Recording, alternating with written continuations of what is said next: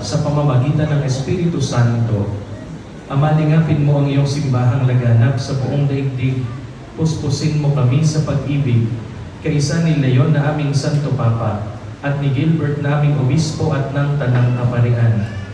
Alalahanin mo rin ang mga kapatid naming nahimlay nang may pag-asang sila'y muling mabubuhay, gayon din ang lahat ng mga pumanaw. Kaawaan mo sila at patuloyin sa iyong kaliwanagan.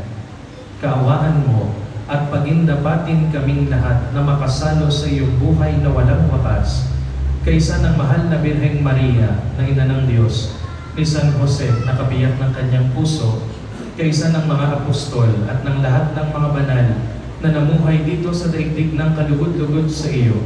May pagdiwang nawa namin ang pagpupuri sa ikararangal mo sa pamamagitan ng iyong anak na aming Panginoong Jesucristo.